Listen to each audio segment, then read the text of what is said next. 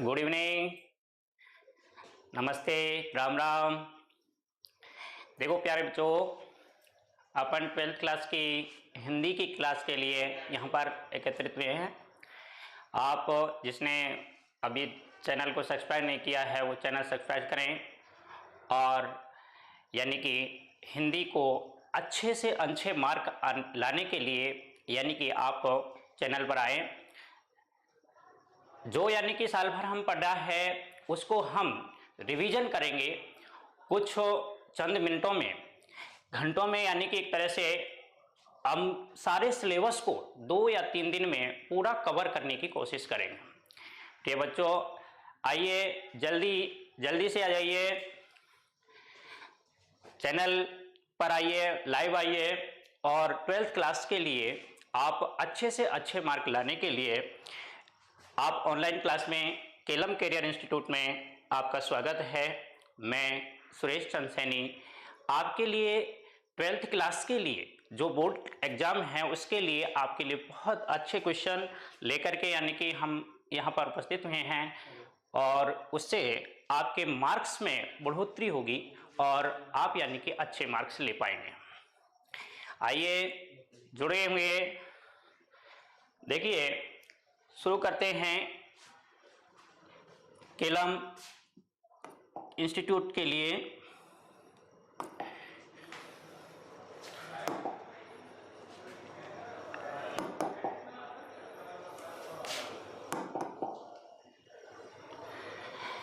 सबसे पहले प्रिय विद्यार्थियों, हम लेके आए हैं भाषा एवं अभिव्यक्ति माध्यम, क्योंकि आरोह जो किताब है वो तो हमने पढ़ी है, लेकिन और इस भाषा एवं अभिव्यक्ति के जो क्वेश्चन हैं हमने यानी कि बहुत ज़्यादा यानी एक तरह से नहीं किए, इनको लेकर के आए हैं। प्रमुख क्वेश्चन हैं, बहुत ज़्यादा नहीं पढ़ करके सीमित यानी कि समय में सीमित यानी कि क्वेश्चनों को करें और उसी को पढ़ें जो हमने पहले पढ़ लिया है। देखिए भाषा एवं अभिव्यक्ति माध्यम जो टॉपिक है ये हमारा यानी कि हमारे पेपर में 2 क्वेश्चन इसके आने वाले हैं। 7 नंबर का यानी कि अंक का ये यानी कि विषय वस्तु है। इसमें 2 अंक का छोटा एक क्वेश्चन आएगा और 3 अंक का एक बड़ा क्वेश्चन इसमें आने वाला है। 2 क्वेश्चन यानी कि आने वाले हैं। इसमें 2 अंक के अत्यधिक वस्तुनिष्ठ क्वेश्चन आएंगे। तो इस प्रकार से ये कुल मिलाकर के 7 अंक का जो टॉपिक है हमारा इसमें यानी कि हम इसमें पढ़ेंगे।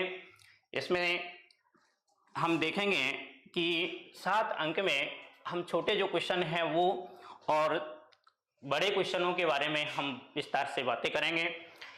पहला क्वेश्चन है, टीवी समाचार में नेट साउंड और प्राकृतिक आवाज किसे कहते हैं? यानी कि टीवी समाचार जो चलते होते हैं उस समय एक मंदिम सा स्वर आता रहता है, वो यानी कि किसे कहते हैं? प्राकृतिक आवाज क्या होती है? यहाँ हम लिखेंगे, जैसे प्रश्न को पूरा लिखेंगे, यहाँ प्रश्न था इसको उत्तर पूरा लिख करके, टीवी समाचार में सिर्फ वाइट, ये गलत है, ये यहाँ लिखेंगे वॉइस, ये वॉइस और नहीं होते, और भी ध्वनियाँ होती है, यानी कि केवल आवाज ही नहीं होती, उनके अलावा और भी ध्वनियाँ होती है। उन ध्वनियों से भी खबर बनती है या उनका मिजाज बनता है। इसलिए किसी खबर का वॉइस ओवर लिखते हुए उसमें शॉर्ट्स के मुताबिक ध्वनियों के लिए गुंजाइश छोड़ दी जाती है। टीवी में ऐसी ध्वनियों को साउंड या प्राकृतिक आवाज कहते हैं। जब यानी कि टीवी पर हम चित्र देख रहे होते हैं, कोई फिल्म देख रहे होते हैं, तब हमें यानी कि एक तरह से धीरे धीरे मंदिम स्वर सा यानी कि जो सुनाई देता है वह प्राकृतिक आवाज है। इस प्रकार से यानी कि यह छोटा क्वेश्चन है, 2 अंक का, यानी कि इस प्रकार से क्वेश्चन आप याद कर सकते हैं। इसके आगे अगला क्वेश्चन देखते हैं। आगे होंगे, आप चैनल को सब्सक्राइब करें जुड़े जल्दी से जल्दी। और अब क्लास पूरी तरह से यानी कि प्रारंभ हो चुकी है। देखिए दूसरा क्वेश्चन आ गया है स्क्रीन पर। इंटरनेट पत्रकारिता से क्या आशय है? इंटरनेट पत्रकारिता क्या है? वर्तमान समय इंटरनेट के लिए यानी कि एक तरह से प्रसिद्ध है। इंटरनेट पर ही यानी कि सब समाचार हम देख लेना चाहते हैं। तो ये इंटरनेट पत्रकारिता क्या है? इंटरनेट पर अखबारों का प्रकाशन या खबरों का आदान प्रदान की वास्तविकता में इंटरनेट पत्रकारिता है। यानी कि इंटरनेट पर जो खबरों का आदान प्रदान होता है, जो समाचारों को संक्षेप में जानकारी दे दी जाती है और वो यानी एक तरह से इंटरनेट पर डाल दिया जाता है, वो इंटरनेट पत्रकारिता है। इंटरनेट पर यदि हम किसी रूप में खबरों को लेखों, चर्चा या परिचर्चाओं, बहसों, फीचर, झलकियों एवं डायरियों के जरिए अपने समय की धड़कनों को महसूस करने और दर्ज करने का काम करते हैं, तो वही इंटरनेट पत्रकारिता है। यानी कि इंटरनेट पर हम यानी कि ये सारी सूचनाएं हम प्राप्त कर लेते हैं, यही इंटरनेट पत्रकारिता है। इसको यानी कि इसी प्रकार से हम लिखेंगे, यहाँ पूरा उत्तर लिखेंगे और इस प्रकार से यानी कि अगला प्रश्न देखिए। अगला प्रश्न है खोज परक पत्रकारिता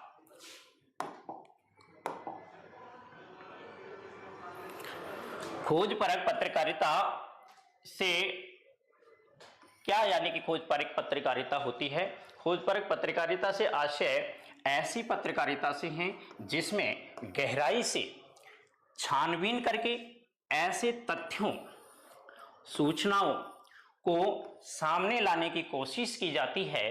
ऐसे तथ्यों और सूचनाओं को सामने लाने की कोशिश की जाती है जिन्हें दबाने, छुपाने का प्रयास किया जाता है। यानी सरकार के द्वारा जिन यानी कि मुद्दों को दबाने का प्रयास किया जाता है, मीडिया कर्मी रात दिन अपने कार्यों में लगे रहते हैं और ऐसे जो छुपे यानी कि एक तरह से समाचार हैं, उनको वह यानी एक तरह से खोज करके अखबार में, अपने इंटरनेट पर अखबार में उसे प्रकाशित करते हैं, वह इंटरनेट पर पत्रकारिता है।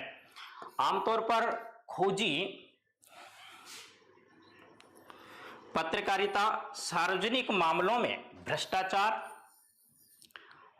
मामलों और स्टिंग ऑपरेशन, भ्रष्टाचार के जो मामले हैं, उन भ्रष्टाचार के मामलों पर एक ऑपरेशन लेकर के, एक ऑपरेशन अभियान चला करके वो यानी कि इन मुद्दों को यानी कि एक तरह से सामने ला करके रखती हैं, आम जनता के सामने यानी कि उनको प्रदर्शित करती है। यह सरकारी क्रियाकलापों पर पैनी नजर रखती है।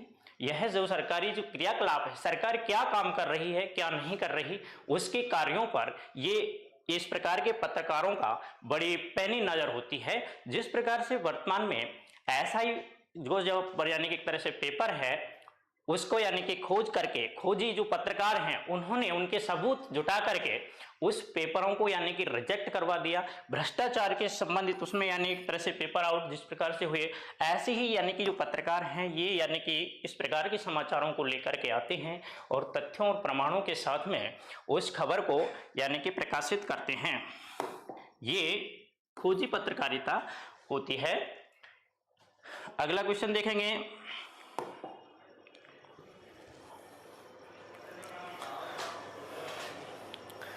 हाँ देखिएगा, चौथा क्वेश्चन हमारा यानी कि आ गया है स्क्रीन पर। संचार माध्यमों के लाभ बताइए। जो संचार के जनसंचार के जो माध्यम हैं, उन जनसंचार के माध्यमों के क्या क्या लाभ हैं, क्या क्या यानी उनके यानी एक तरह से लाभ हैं जिन्हें यानी कि हमें यानी कि प्राप्त होते हैं, इसको लिखेंगे। और जनसंचार माध्यमों में निम्नलिखित लाभ हैं। जनसंचार के जो माध्यम हैं, जन यानी कि जनता, संचार यानी कि जो यानी समाचारों को एक तरह जनता तक पहुंचाने का जो माध्यम है, उनसे हमारे समाज में क्या लाभ है, उनका क्या यानी कि एक तरह से हमें फायदा है, ये हमें यानी कि उत्तर में बताना है। इसमें पहले नंबर पर लिखा है धर्म से लेकर सेहत तक की जानकारी मिल रही है। वर्तमान समय में धर्म से संबंधित और सेहत यानी अपने शारीरिक से संबंधित, खान पान से संबंधित ये समस्त जानकारियां हमें यानी कि संचार के माध्यमों से मिल रही है। इससे मानव जीवन पर सरल, समर्थ और सक्रिय यानी कि हुआ है। मानव जीवन सरल हुआ है, समर्थ हुआ है और सक्रिय हुआ है, यानी कि मानव सक्रियता के साथ में यानी कि उनको पढ़ता है और सक्रिय रहता है। सरकारी कामकाज पर निगरानी बढ़ती है। इसके अलावा सूचनाओं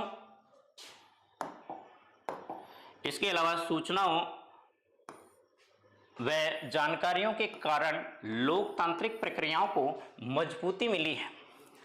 यानी कि इस प्रकार से यानी कि जनसंचार के माध्यमों का ये यानी कि लाभ हैं, फायदे हैं, जिसके कारण यानी कि लोगों को इसका यानी कि फायदा मिल पा रहा है। अगला क्वेश्चन देखेंगे।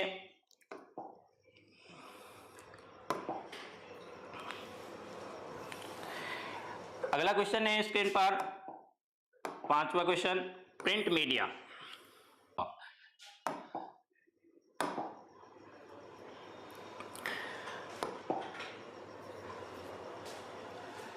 प्रिंट मीडिया वाला क्वेश्चन है। प्रिंट मीडिया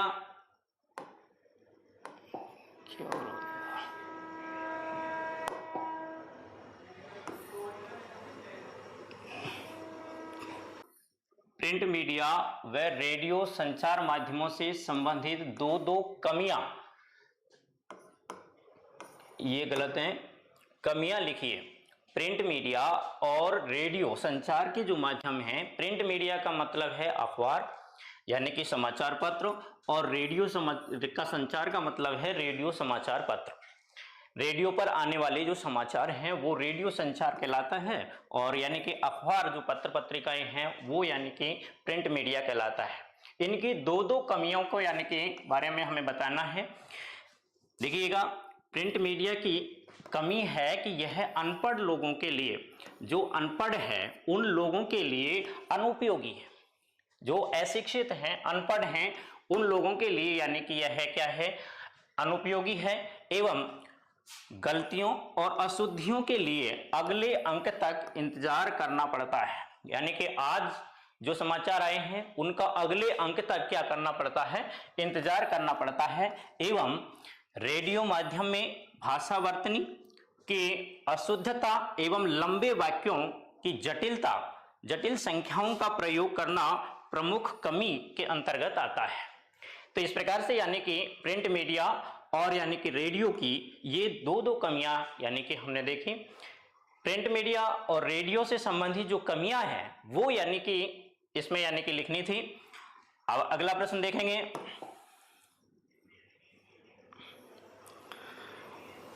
देखिए, अगला प्रश्न आ गया है स्क्रीन पर। ये छठा प्रश्न है आपका, पत्रकार का क्या दायित्व है। पत्रकार जो यानी कि एक तरह से मीडिया में काम करते हैं, समाचार पत्र प्रेस में काम करने वाले जो व्यक्ति होते हैं, उनका क्या दायित्व है, वो क्या काम करते हैं, उनका क्या कर्तव्य है, कितने प्रकार के होते हैं। पत्रकार का दायित्व है पाठकों और दर्शकों तक सूचना पहुंचाना। यानी कि पत्रकार पाठकों और दर्शकों तक सूचना पहुंचाने का काम करता है। वह फील्ड में काम करता रहता है, सूचनाओं को यानी कि संग्रहित करता रहता है और फिर यानी कि प्रेस को देता है, और प्रेस में जब वो छपने के बाद में वो यानी कि आम पाठक तक यानी कि एक तरह से पहुंचती है। दर्शकों तक यानी कि दूरदर्शन के जो समाचार पत्र जो पत्रकार होते हैं वो यानी कि समाचार दूरदर्शन को देते हैं, तो वहां यानी कि वो देख सकते हैं। सूचना पहुंचाना, उन्हें जागरूक करना और शिक्षित करने के साथ साथ उनका मनोरंजन करना है। भूमिका के अनुसार पत्रकार 3 तरह के होते हैं। यानी कि पत्रकारिता की जो भूमिका है, पत्रकार की जो भूमिका है उसके भूमिका के अनुसार, किसके अनुसार, भूमिका के अनुसार पत्रकार कितने प्रकार के होते हैं, 3 प्रकार के होते हैं। पहला पत्रकार है पूर्णकालिक पत्रकार, जो यानी कि प्रेस में पूर्ण रूप से प्रेस में काम करने वाले पत्रकार होते हैं, उन्हें क्या कहते हैं, पूर्णकालिक पत्रकार कहते हैं। पूर्णकालिक पत्रकार कहते हैं, जो यानी कि प्रेस में हमेशा यानी कि कार्य में रत रहते हैं, हमेशा यानी कि कार्य के लिए लगे रहते हैं। ऐसे पत्रकारों को पूर्णकालिक पत्रकार कहते हैं। अंशकालिक पत्रकार वे कहलाते हैं जो पत्रकार कुछ समय के लिए प्रेस में यानी कि लगाए जाते हैं और निश्चित समय के बाद में उन्हें क्या कर दिया जाता है, हटा दिया जाता है, या वो यानी कि सूचना प्रेस के लिए यानी कि लाकर नहीं देते। ऐसे पत्रकार क्या कहलाते हैं, अंशकालिक पत्रकार कहलाते हैं। फ्रीलांसर पत्रकार, तीसरा जो पत्रकार है फ्रीलांसर पत्रकार होता है, वो स्वतंत्र पत्रकार होता है। वह एक पत्रिका के यानी कि जैसे राजस्थान पत्रिका के लिए भी काम कर सकता है, राजस्थान पत्रिका के लिए भी काम कर सकता है, दैनिक भास्कर के लिए भी कर सकता है, दूसरा और कोई समाचार पत्र है तो उसके लिए भी वह यानी कि काम कर सकता है। ऐसा फ्रीलांसर पत्रकार होता है जो स्वतंत्र होता है, उसका यानी कि कहीं प्रेस से कोई यानी कि किसी प्रेस से बंधन नहीं होता, वह स्वतंत्र होता है और वह यानी स्वतंत्रता के अनुसार यानी कि अपना काम करता रहता है। इस प्रकार से पत्रकार का यह दायित्व है पाठकों को शिक्षित करना, उन्हें जागरूक बनाना, उन्हें यानी कि उन तक सूचना पहुंचाना। और ये जो पत्रकार है भूमिका के अनुसार 3 प्रकार के होते हैं। दे दिया आपने यानी कि छठे क्वेश्चन में देखा। अगला क्वेश्चन हम देखेंगे,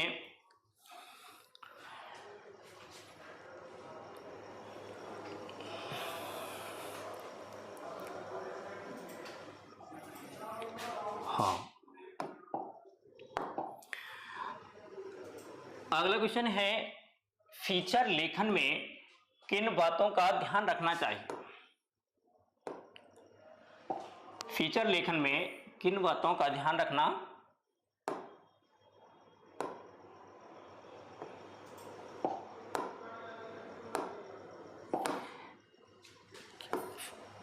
क्या हो रहा है यार?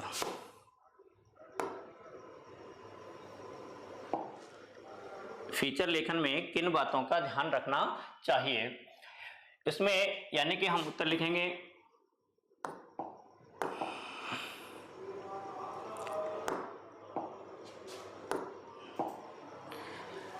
फीचर लेखन में किन बातों का ध्यान रखना चाहिए, समझाइए। ये यानी कि प्रश्न था। क्या हुआ, कलर नहीं आ रहा। फीचर का मुख्य तत्व होता है, यानी कि फीचर लेखन, ये इंपॉर्टेंट क्वेश्चन है। फीचर लेखन में किन बातों का ध्यान रखना चाहिए? किसी घटना की सत्यता, तथ्यता फीचर का मुख्य विषय है, यानी कि कोई घटना सत्य है या वो तथ्य यानी पर आधारित है तो वह इसका क्या है, मूल तत्व होता है। एक अच्छे फीचर को किसी सत्यता या तथ्यता पर आधारित होना चाहिए। एक अच्छा जो फीचर है उसे किसी सत्यता पर या कोई तथ्य यानी प्रमाणों के आधार पर आधारित होना चाहिए। फीचर का विषय सामाजिक, रोचक, ज्ञानवर्धक, उत्तेजक, परिवर्तन सूचक होना चाहिए। यानी कि फीचर का जो विषय है समसामयिक, यानी कि जो समय के अनुसार यानी परिस्थिति के अनुसार, समय के अनुसार यानी कि वर्तमान समय के अनुसार यानी एक तरह से होना चाहिए। वर्तमान समय में किस विषय से संबंधित यानी कि जो मुद्दे हैं वो चल रहे हैं तो वो उस मुद्दों पर क्या लिखा जाता है, फीचर लिखा जाता है। रोचक होना चाहिए। रोचक का मतलब जो यानी कि रुचिकर हो, पाठक ज्यादा से ज्यादा उसको यानी कि क्या करें, पढ़ें, वो यानी कि रोचक होना चाहिए। ज्ञानवर्धक होना चाहिए। फीचर को लिखते समय यानी कि कोई न कोई शिक्षा हमें यानी कि क्या होनी चाहिए, प्राप्त होनी चाहिए। उत्तेजक होना चाहिए, उसे यानी कि पढ़ते ही पाठक के अंदर जोश आ जाए, उत्साह आ जाए, वह यानी कि ऐसा यानी कि फीचर होना चाहिए, उत्तेजक होना चाहिए। परिवर्तन सूचक होना चाहिए, यानी कि विषय में बदलाव आना चाहिए, उस परिस्थिति में बदलाव आना चाहिए, वैसा यानी कि फीचर होना चाहिए। फीचर को शुरू से लेकर अंत तक मनोरंजक शैली में, फीचर को शुरू से लेकर अंत तक कौन सी शैली में लिखा जाना चाहिए, मनोरंजन शैली में लिखा जाना चाहिए। कौन सी शैली में लिखा जाना चाहिए? मनोरंजन शैली में लिखा जाना चाहिए। यानी कि फीचर लिखते समय किसी भी प्रकार से कोई मनोरंजन परक यानी कि बात हो, पाठक को कहीं बोरियत महसूस नहीं हो, कहीं यानी कि वह बेचैनी का अनुभव नहीं करें, ऐसा यानी कि मनोरंजन शैली में उसे लिखा जाना चाहिए। फीचर को किसी विषय से संबंधित लेखक के निजी अनुभवों की अभिव्यक्ति होनी चाहिए। फीचर को किसी विषय से संबंधित लेखक के निजी अनुभवों की जो है क्या होनी चाहिए? अभिव्यक्ति होनी चाहिए। फीचर लेखन, फीचर लेखक किसी घटना की सत्यता या तथ्यता को अपनी कल्पना का पुट देकर फीचर लेखन करता है।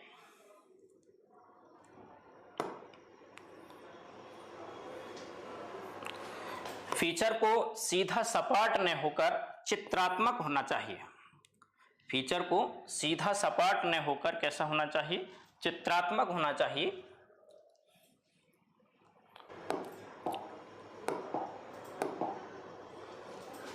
फीचर को सीधा सपाट न होकर यानी सीधा सीधा नहीं लिख करके उसे क्या लिखा जाना चाहिए? चित्रात्मक लिखा जाना चाहिए। कोई सा भी विषय हो, विषय से संबंधित उसमें क्या बना देने चाहिए? चित्र भी बना सकते हैं। तो इस प्रकार से यानी कि फीचर सीधा सपाट न होकर के कैसा लिखा जा सकता है? चित्रात्मक भी लिखा जा सकता है। इसकी भाषा सरल, सहज, स्पष्ट होने के साथ साथ कलात्मक और बिंबात्मक होनी चाहिए। फीचर की भाषा सरल, सहज, स्पष्ट और इसके साथ साथ कलात्मक, विभिन्न प्रकार की कला से युक्त, बिंबात्मक, विभिन्न प्रकार के बिंब यानी कि हम इसमें ले सकते हैं। ये यानी कि इसके यानी होना चाहिए फीचर में। पुनः देख लेंगे। फीचर, एक अच्छे फीचर को किसी सत्यता और तथ्यता पर आधारित होना चाहिए। सामाजिक, रोचक, ज्ञानवर्धक, उत्तेजक और ज्ञानवर्धी सूचनाओं पर यानी उसे आधारित होना चाहिए।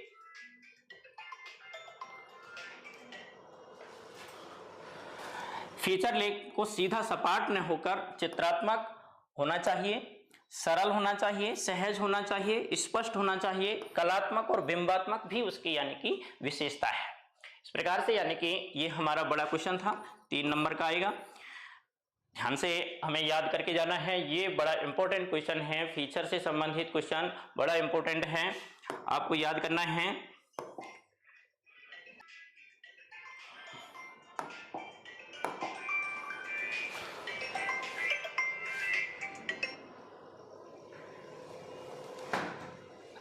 अगला क्वेश्चन देखिएगा।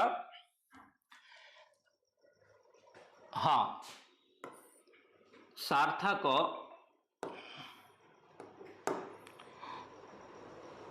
क्या हुआ यार?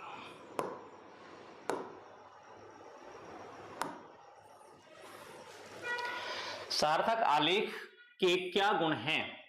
हाँ, कुछ टेक्निक इशू के कारण थोड़ा समस्या आ गई थी। 8वां क्वेश्चन है हमारी स्क्रीन पर, सार्थक आलेख के क्या गुण हैं? आपके यानी कि क्वेश्चन 2 आएंगे, एक तो फीचर से संबंधित और एक आलेख से संबंधित। फीचर से संबंधित यानी कि हमने उसकी अच्छाई और उनकी विशेषताओं के बारे में हमने पढ़ा। ये है क्वेश्चन आलेख से संबंधित। आलेख, जो अच्छा आलेख होता है उसमें और यानी कि उसके क्या गुण होते हैं, ये हम यानी कि यहाँ पर देखेंगे। ये प्रश्न में देखेंगे, सार्थक आलेख के निम्न गुण हैं, यानी कि जो अच्छा गुण है आलेख है, लेख है, उसके यानी कि निम्न गुण हैं।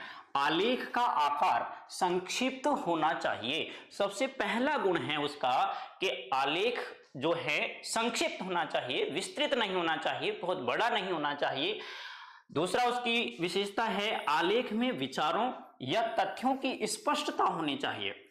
विचारों, तथ्यों की क्या होनी चाहिए? स्पष्टता होनी चाहिए। और यानी कि जो भाव हैं लेखक के, जो यानी कि एक पाठक ठीक ढंग से उसको समझ जाए, ये यानी कि उसकी सबसे बड़ी विशेषता। दूसरी यानी कि इसकी विशेषता है, हर विचार या तथ्य को क्रम में रखना चाहिए, यानी कि एक तरह से क्रम से उसको यानी कि व्यवस्थित करें।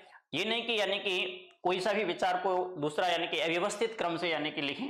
व्यवस्थित क्रम से लिखेंगे तो पाठक उसको यानी कि देख करके यानी कि एक तरह से आनंद की अनुभूति कर पाएगा और वो यानी कि एक तरह से अच्छा लेख यानी कि हो पाएगा।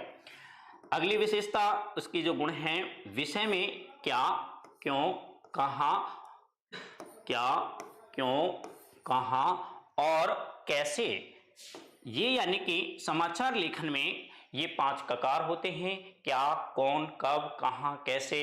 तो इस प्रकार के जो ककार हैं इनका यानी कि उत्तर होना चाहिए लेख में। जो अच्छा आलेख होता है उस आलेख में विषय में, उस विषय में क्या का यानी कि क्या क्या लिख रहे हैं आप, उसका यानी कि एक तरह से उल्लेख होना चाहिए। फिर क्यों लिख रहे हैं, कहाँ किस विषय से संबंधित हैं, कहाँ यानी कि आप लेखन कार्य कर रहे हैं, कहाँ क्या कोई घटना हुई, कैसे हुई, इन प्रश्नों का यानी कि समाधान उस आलेख में होना चाहिए। अगला इसकी विशेषता है, आलेख की भाषा सरल सुगम होनी चाहिए, प्रभावी होनी चाहिए। यानी कि भाषा कैसी होनी चाहिए, सरल होनी चाहिए। ऐसी क्लिष्ट भाषा में आलेख नहीं लिखा जाता जो यानी कि पाठक उसको पढ़ ही नहीं पाए और पढ़ करके इतना बोर हो जाए कि वह पढ़ना ही बंद कर दे। ऐसा यानी कि उसकी भाषा नहीं होनी चाहिए, सुगम होना चाहिए, अच्छी तरह से यानी कि वह पढ़ सके, समझ सके। ऐसा यानी कि प्रभावी भी होना चाहिए, वह पाठक को क्या करना चाहिए, प्रभावित करना चाहिए। अगली इसकी विशेषता है, किसी बात का अनावश्यक दोहराव, यानी कि एक ही बात को 2 बार नहीं लिखना। ये यानी कि अच्छे लेख की क्या है, विशेषता है। किसी भी बात का क्या नहीं हो, दोहराव नहीं होना चाहिए। इसके बाद यानी कि विशेषता है,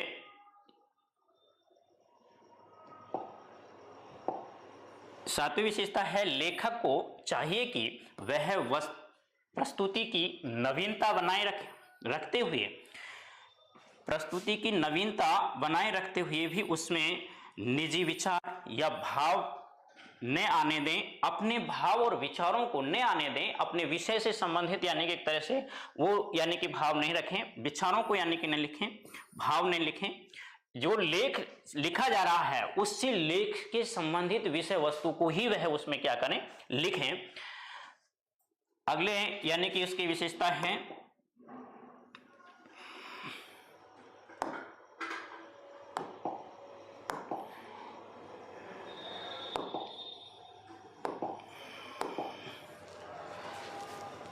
वह यानी कि नवीनता बनाए रखते हुए उसमें निजी विचार या भाव न आने दें, वह केवल तथ्यों को बोलने दें। यानी कि जो तथ्य है, जो प्रमाण है, उन तथ्यों के आधार पर, उन प्रमाणों के आधार पर ही वह अपना लेखन कार्य करें, उसमें यानी कि अपनी शैली में उस लेख को लिखें। इसकी अगली विशेषता है, आलेख की शैली विवेचनात्मक होनी चाहिए, यानी कि विवेचन वर्णन होना चाहिए। विवेचनात्मक शैली का मतलब है यानी कि किसी विषय से संबंधित विस्तार से उसका क्या कराया जाए, वर्णन किया जाए, विवेचन किया जाए, उस विषय को विस्तार से समझाया जाए। तो यानी कि शैली कैसी होनी चाहिए, विवेचनात्मक होनी चाहिए। विश्लेषण दोनों प्रकार की हो सकती है, यानी कि विषय वस्तु का ठीक ढंग से क्या किया जाए, विश्लेषण किया जाए, उसको ठीक ढंग से पाठक को समझाया जाए, पढ़ाया जाए, उसको यानी एक तरह से उसके ठीक ढंग से क्या आ जाए, समझ में आ जाए। इस प्रकार की यानी कि उसकी विषय वस्तु होनी चाहिए। अगली इसकी विशेषता है, प्राय आलेख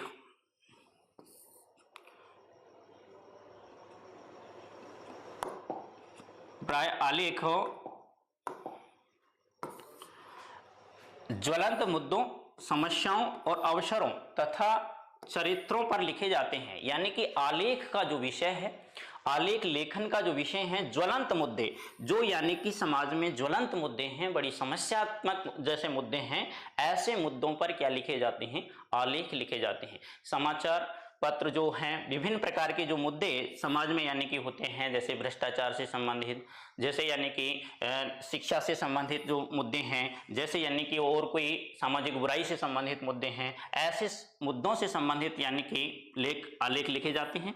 समस्याओं से ग्रस्त और अवसर तथा चरित्रों पर आधारित, यानी अच्छे चरित्र पर भी आलेख लिखे जाते हैं।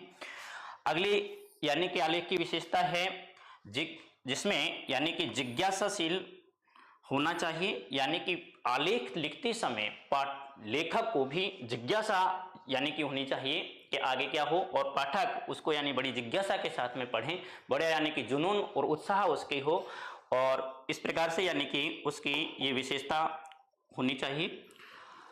अगला प्रश्न हम देखेंगे स्क्रीन पर, फीचर से संबंधित है, और ये देखिएगा आप आलेख और फीचर से संबंधित क्वेश्चन देख रहे हैं। भाषा और अभिव्यक्ति माध्यम का आपका विषय है, आपकी किताबें हैं जो यानी कि इसमें ये 7 नंबर की किताब आएगी आपके सिलेबस में। इसमें से संबंधित यानी कि प्रमुख प्रश्न हैं। ये प्रश्न आपको यानी कि याद करके जाने ही हैं, बड़े इंपॉर्टेंट क्वेश्चन हैं, यानी कि इन्हें यानी कि प्रश्नों को यदि आप करके जाते हैं तो यानी कि अच्छे अंक आप प्राप्त कर सकते हैं। देखिएगा छठा जो क्वेश्चन है, 9वां क्वेश्चन है, फीचर लेखन के उद्देश्य पर प्रकाश डालिए। यानी कि फीचर लेखन क्यों लिखे जाते हैं, फीचर लेखन का क्या उद्देश्य है, किस उद्देश्य के कारण फीचर को लिखा जाता है। पहले हमने पढ़ा था आलेख से संबंधित क्वेश्चन, ये है फीचर लेखन से संबंधित क्वेश्चन। फीचर लेखन के निम्न उद्देश्य है, यानी कि उसका पहला उद्देश्य है ज्ञानवर्धन। ज्ञान की क्या होनी चाहिए, बढ़ोतरी होनी चाहिए, ज्ञान बढ़ना चाहिए। फीचर लेखन का प्रमुख उद्देश्य क्या है, ज्ञानवर्धन। फीचर ज्ञानवर्धक होना चाहिए, यानी कि ज्ञान को बढ़ाने वाला होना चाहिए। किसी विषय, समस्या या संदर्भ पर विचारपूर्ण ढंग से किसी तत्वों को फीचर में प्रस्तुत किया जाता है। यानी कि कोई भी विचारपूर्ण जो विषय है, समस्या है, कोई संदर्भ से संबंधित कोई प्रश्न है, तो उनको विचारपूर्ण ढंग से यानी कि उनको इसमें फीचर में यानी कि लेखन में व्यक्त किया जाता है। अगली इसकी विशेषता है मार्गदर्शन। मार्गदर्शन में सूचनाओं के साथ साथ उचित अनुचित का मार्गदर्शन निहित होता है।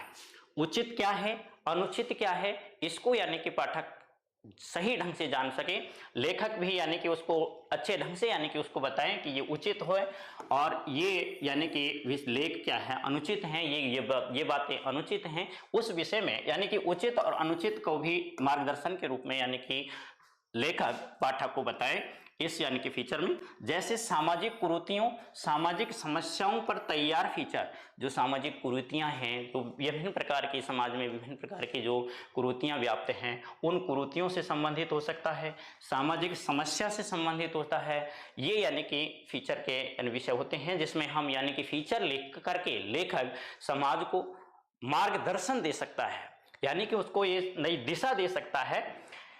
अगली इसकी विशेषता है जिज्ञासा का शमन, यानी कि पाठक की जिज्ञासा का शमन होना चाहिए। शमन यानी होता है शांति, यानी एक तरह से जिज्ञासा की क्या होनी चाहिए, शांति होनी चाहिए, जिज्ञासा शांत होनी चाहिए। उसके मन के अंदर आने वाले जो प्रश्न हैं, उन प्रश्नों का समाधान उस यानी कि फीचर में होना चाहिए। तो फीचर किसी भी घटनाओं के पूर्ववर्ती कारणों या परवर्ती, पूर्ववर्ती यानी कि पहले के कारण, और परवर्ती का मतलब है बाद के, यानी कि उसको लागू करने से या उन इस प्रकार के नियमों को लागू करने से क्या यानी कि समस्या आने वाली है, उनको परिणामों के निष्कर्ष पर पहुंचने में समर्थ होता है। यह लोगों की जिज्ञासा को पुष्ट करता है, यह लोगों की जिज्ञासा को क्या करता है, पुष्ट करता है। अगली इसकी यानी कि विशेषता है मनोरंजन। फीचर की लेखन का जो उद्देश्य है वो यानी कि अगला है मनोरंजन। लेखक जो है अपने मनोरंजन के लिए, पाठकों के मनोरंजन के लिए भी यानी कि क्या लिखते हैं, फीचर लेखन कार्य करते हैं। तो ये मनोरंजन इसकी यानी कि विशेषता है, और इसको हम और देख लेंगे।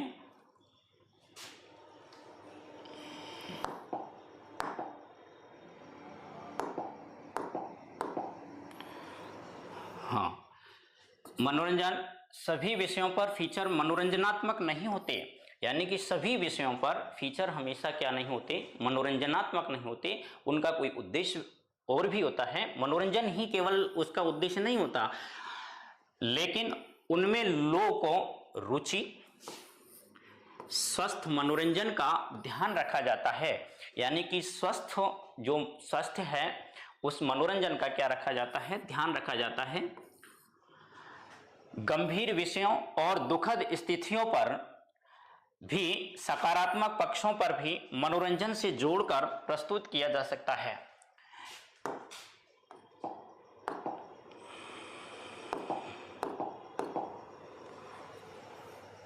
तो ये यानी कि मनोरंजनात्मक जोड़कर प्रस्तुत किया जा सकता है, ये यानी कि इसके क्या हो गई, इसके उद्देश्य हो गए। अगला क्वेश्चन हम देखेंगे, फीचर क्या है?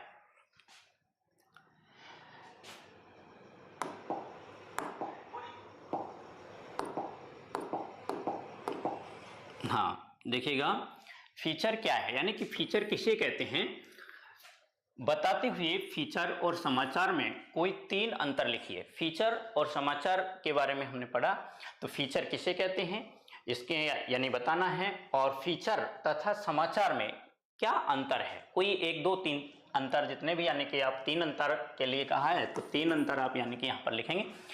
इस संबंध में कुछ विद्वान मनोरंजक ढंग से लिखे गए प्रासंगिक लेख को फीचर मानते हैं, यानी कि कुछ विद्वानों का मानना है कि मनोरंजनात्मक ढंग से लिखा गया जो लेख है वो क्या है, फीचर है। मनोरंजन के लिए जो लेख लिखा जाता है वो क्या कहलाता है, फीचर कहलाता है। कुछ विद्वान ऐसा कहते हैं, तथा कुछ इसे विविध क्षेत्र की हलचलों का शब्द चित्र, विविध क्षेत्र की हलचलों का क्या कहते हैं, शब्द चित्र, यानी शब्दों में चित्रात्मक ढंग से, यानी कि उन शब्दों में उस बात को पूरी तरह से स्पष्ट करने की बात को वो कहते हैं। वस्तुतः फीचर सामाजिक घटनाओं के पूर्वापर संबंधों एवं संभावनाओं की रोचक व्याख्या या कलात्मक प्रस्तुतिकरण होता है। यानी कि फीचर समाज संभावनाओं, यानी कि आने वाले जो संभावनाएं हैं, यानी अच्छा होने वाले की जो संभावना जो व्यक्त की है उसको, यानी कि रोचक व्याख्या और कलात्मक प्रस्तुतिकरण होता है। फीचर एवं समाचार में पर्याप्त अंतर होता है। इसमें 3 अंतर प्रमुख हैं, यानी कि फीचर क्या होता है और यानी कि जो समाचार है वो क्या होता है। समाचार मैंने आपको बताया, समाचार यानी कि क्या, कौन, कब, कैसे, उस पर यानी कि निर्भर करता है, और फीचर ज्यादातर यानी कि मनोरंजनात्मक यानी कि लेख पर निर्भर होता है।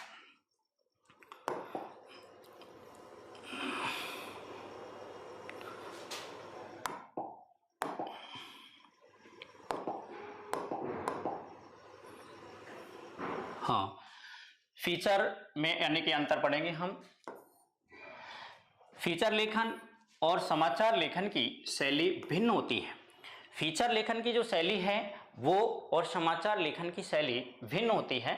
उनकी यानी कि शैली, समाचार यानी लेखन की शैली उल्टा पिरामिड शैली और यानी कि सीधा पिरामिड शैली, इनकी यानी कि शैली होती है जो यानी कि अलग अलग होती है। दूसरा अंतर है, फीचर लेखन में निजी दृष्टिकोण रहता है। फीचर लेखन में लेखक अपने स्वयं के विषय को, स्वयं के विचारों को, स्वयं के भावों को यानी कि अभिव्यक्त रखता है, उनका अपना मानना होता है।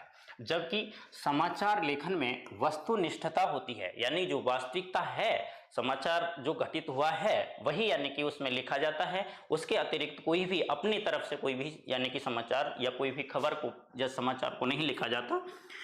फीचर अतीत वर्तमान की किसी घटना पर लिखा जाता है। फीचर अतीत की जो यानी कि बीत गया है या वर्तमान का विषय है, किसी घटना पर लिखा जाने वाला लेख है।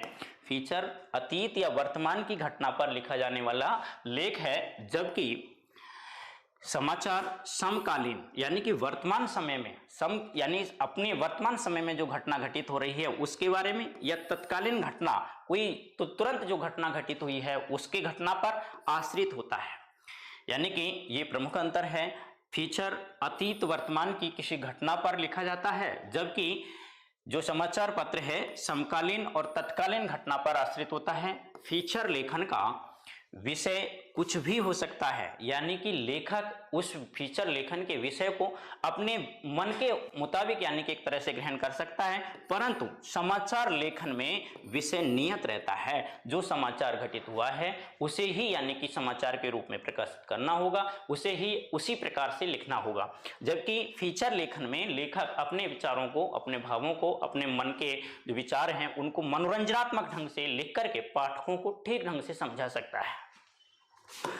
अगला क्वेश्चन देखेंगे, अगला क्वेश्चन है व्याख्या से संबंधित है।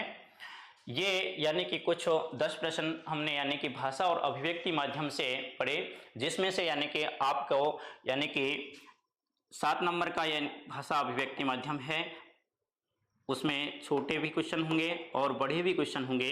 ये यानी कि विषय आपको अच्छी तरह पढ़ के जाना है, अच्छी तरह यानी कि एक तरह से पढ़ना है, और इसमें इससे संबंधित जो क्वेश्चन है वही आप पढ़ें। जो मैंने आपको क्लास में लिखाए हैं वो सारे यानी कि आप पढ़ के जाएं, और ये सारे क्वेश्चन यानी आपको वहाँ पेपर में देखने को भी मिलेंगे, आप पढ़ें इन्हें। अगला यानी कि क्वेश्चन आएगा आपके, एक क्वेश्चन व्याख्या से संबंधित आएगा, जो कितने नंबर का है, 6 अंक का है। 6 अंक का क्वेश्चन है, गद्य की व्याख्या है। गद्यांश जो आपका पठित है, जो आपने पढ़ा है, पठित है, पठित का मतलब है आपने आरोह में इसे यानी कि पढ़ा है। ये आपने कहीं न कहीं आपके गद्य वाले जो पाठ हैं उन पाठों में इनको यानी एक तरह से पढ़ा है, इसलिए यानी कि पठित है। इनकी सप्रसंग व्याख्या आपकी आएगी, ये कितने अंक की होगी, 6 अंक की होगी। मैंने आपको बताया था कि गद्यांश की व्याख्या आप उसी प्रकार से करेंगे जैसे आपको मैंने पद में बताई थी। संदर्भ प्रसंग ये यानी कि आप लिखेंगे, और यानी आप पूरा विस्तार से लिखेंगे। जैसे सबसे पहले आप क्या लिखेंगे, संदर्भ लिखेंगे।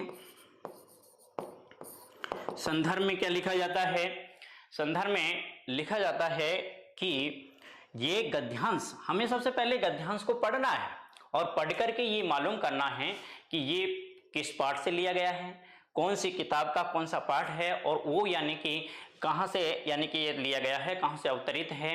तो हम इसको पढ़ करके पढ़ेंगे और सबसे पहले, और फिर ये निश्चित करेंगे कि ये हमारी पाठ कुछ पाठ में से लिया गया है, इसके लेखक कौन है। गद्य वाले पाठ में हम क्या लिखेंगे, लेखक लिखेंगे।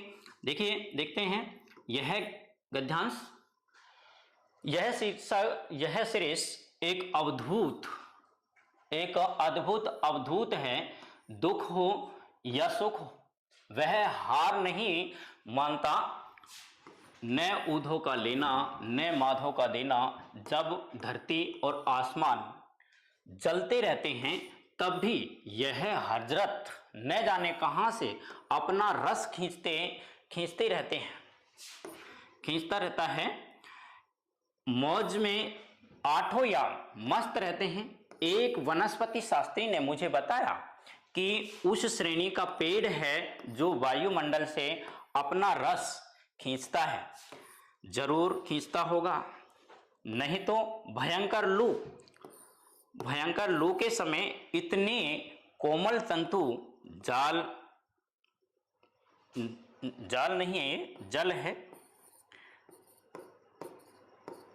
जल और ऐसे सुकुमार केसर को कैसे उगा सकता था। यानी कि ये यानी कि आप समझ गए होंगे कि हमारे हरिवंश यानी कि एक तरह से हजारी प्रसाद द्विवेदी वाला चैप्टर है। हजारी प्रसाद द्विवेदी का जो पाठ है शीर्ष के फूल, उस शीर्ष के फूल से ये यानी कि लिया गया है। आपको ये समझ में आ गया होगा, शीर्ष के फूल से ये यानी कि क्या है, गद्यांश उद्धृत हैं। हम इसमें सबसे पहले यानी कि लिखेंगे इस प्रकार से,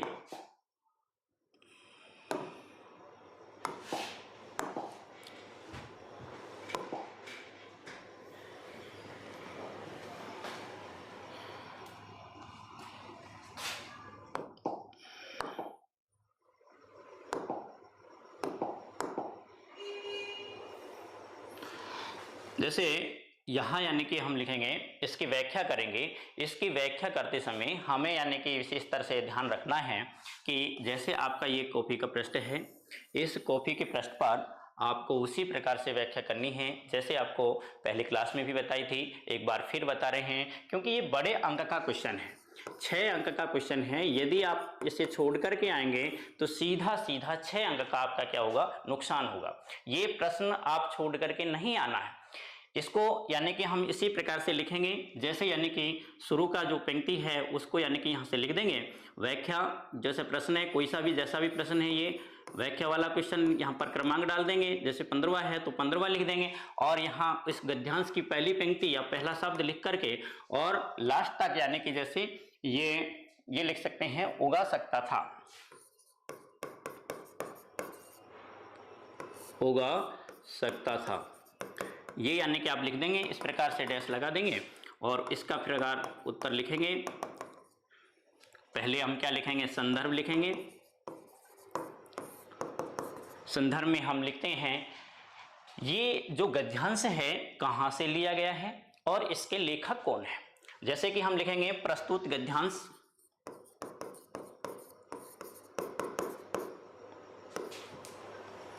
प्रस्तुतो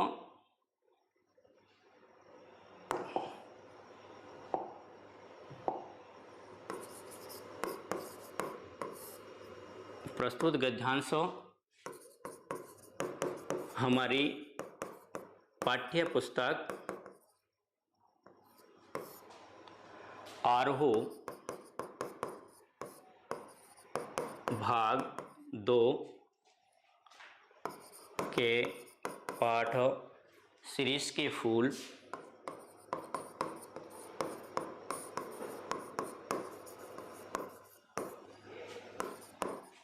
से उद्धृत है। इसके लेखक हजारी प्रसाद द्विवेदी हैं।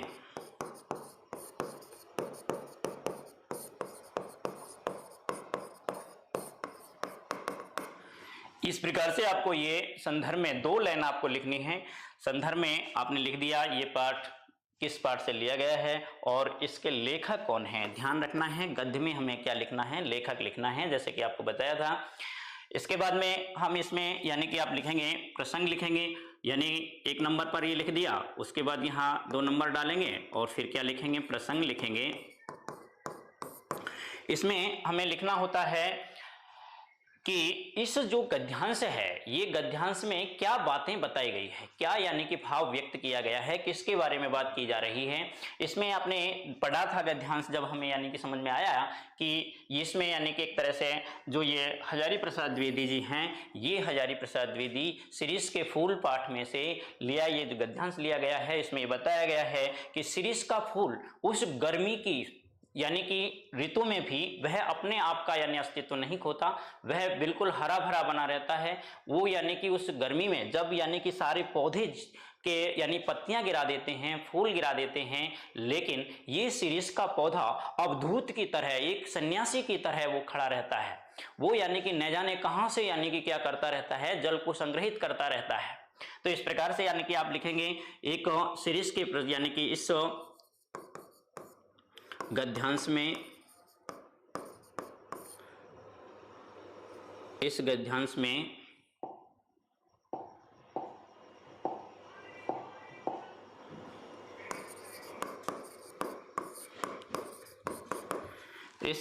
में हजारी प्रसाद द्विवेदी ने किसके बारे में बताया है, एक शिरीष के फूल के बारे में बताया है, शिरीष के पेड़ के बारे में बताया है। तो वो यानी लिख देंगे कि शिरीष का पेड़ एक सन्यासी की तरह गर्मी की ऋतु में भी एक यानी खड़ा है, वह किसी भी प्रकार का उसमें क्या नहीं हो रहा है, परिवर्तन नहीं हुआ है, उसने अपनी पत्तियां तक नहीं त्यागी है और अपने यानी कि पौधों पर किस प्रकार से शिरीष यानी कि तरह से फला फूल रहा है गर्मी के उन पेड़ों में भी। उसके बाद हम लिखेंगे क्या, 3 नंबर डाल करके व्याख्या लिखेंगे। व्याख्या में हम यानी कि इसको पढ़ करके इसको अपने शब्दों में यानी कि अभिव्यक्त कर देंगे और अपने शब्दों में यानी कि इसको एक पेज में यानी कि तरह से पूरी तरह से लिख देंगे। और इस प्रकार से लिखने के बाद हम यानी कि लिखेंगे आगे शब्दार्थ।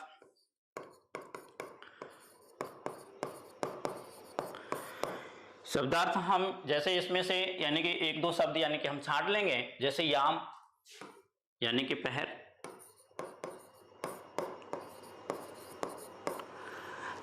तो इस प्रकार से यानी कि इसमें से शब्द छांट लेंगे। 1-2 शब्द यानी कि हम यानी कि जैसे तंतु यानी कि कोमल जो रेशे,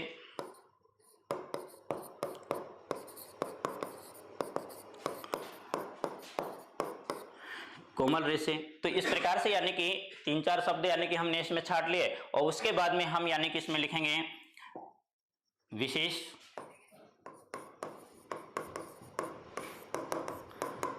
जैसे इसमें करके हम लिखेंगे यानी कि एक तरह से कठिन समस्या में भी हमें यानी एक तरह से धैर्य को नहीं खोना चाहिए, अवधूत की तरह एक तरह से कठोर परिस्थिति में भी संघर्ष करते हुए अपने लक्ष्य के लिए यानी कि क्या रहना चाहिए, अड़िग रहना चाहिए।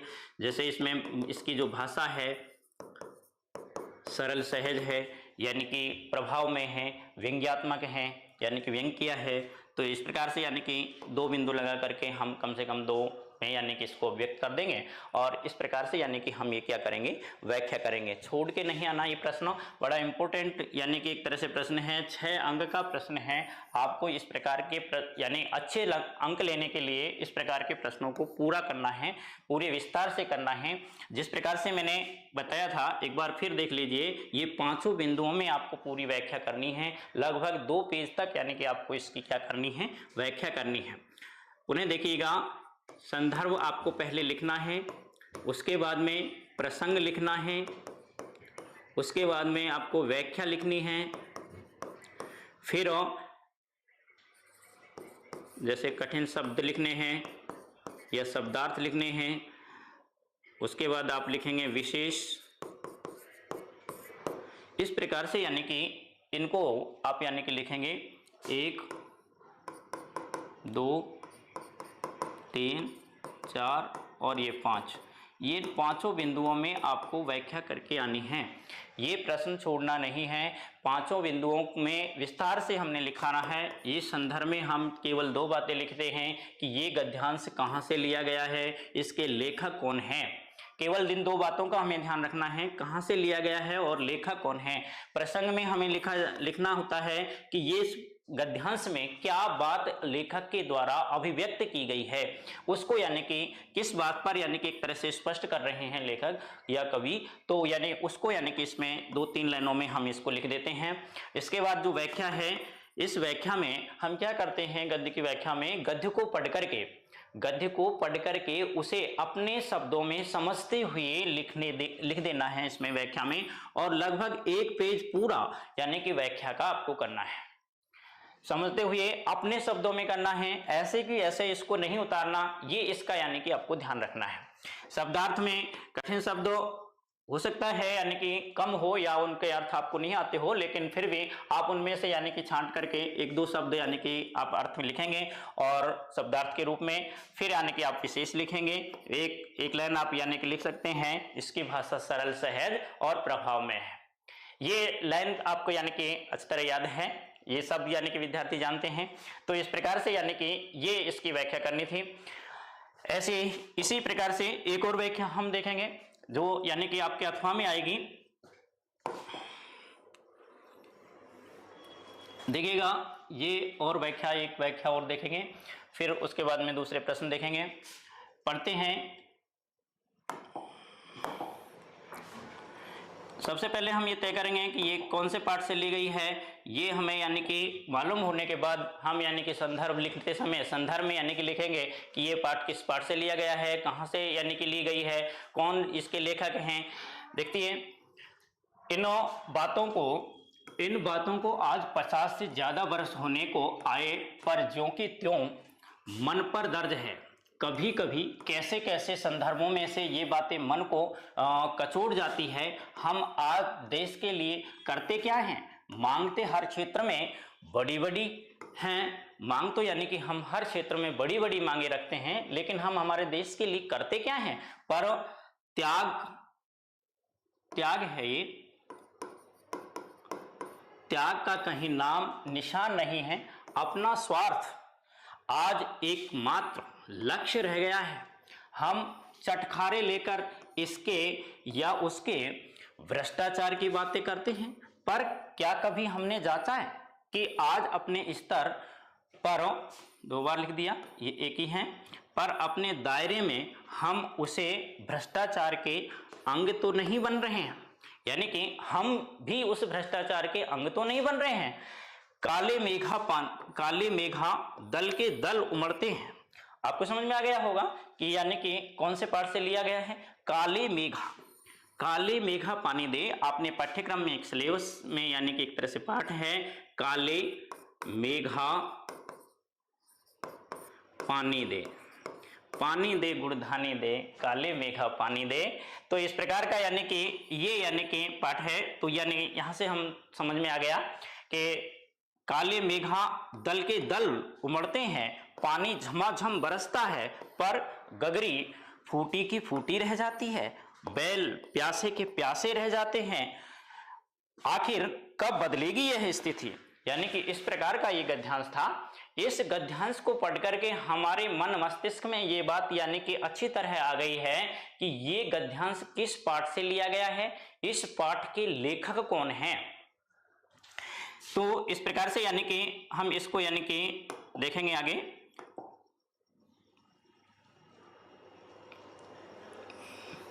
इस प्रकार से यहां हम इसको फिर समझेंगे। ठीक वैसे ही जैसे आपने यानी कि पहले व्याख्या की थी, ऐसे ही आपको अब करनी है। उसी प्रकार से इसका आपको ये विशेष ध्यान रखना है। ठीक उसी प्रकार से आप यानी कि करेंगे अपनी कॉपी पर, जैसे प्रश्न क्विज़ भी है, ये आपके प्रश्न पत्र में जो भी प्रश्न आएगा उस प्रश्न का क्रमांक डालना है, और प्रश्न का क्रमांक डाल करके जैसे यहाँ 15वां क्वेश्चन था तो आपने 15वां नंबर डाला, और इसका जो पहली पंक्ति है वो लिख करके और लास्ट में ये यानी कि लिख देंगे बदलेगी यह स्थिति, बदलेगी यह स्थिति।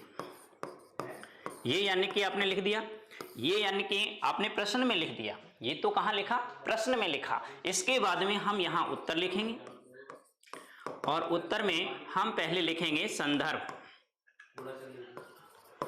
उत्तर में हम पहले क्या लिखेंगे, संदर्भ लिखेंगे। संदर्भ हमारे समझ में आ गया। गद्यांश को हमने पढ़ा, गद्यांश को पढ़ने के बाद में हमारे मन मस्तिष्क में ये बात आ गई कि ये पाठ कहाँ से लिया गया है और इसके लेखक कौन है, ये गद्यांश कहाँ से लिया गया है और इसके लेखक कौन है। तो हम लिखेंगे प्रस्तुत वही गद्यांश हमारी पाठ्य पुस्तक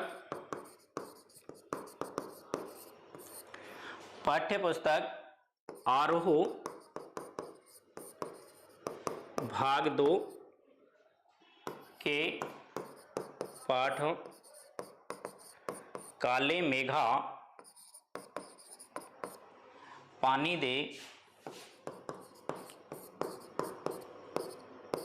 गुड़धानी दे, पानी दे से उद्धृत है। ये इसको नहीं लिखें,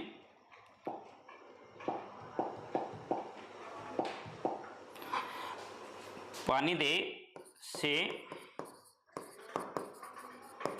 उद्धृत है, इसके लेखक कौन है, धर्मवीर भारती, धर्मवीर भारती। तो इस प्रकार से यानी कि इसको संदर्भ को लिख देंगे। फिर यानी कि हम क्या लिखेंगे, प्रसंग लिखेंगे।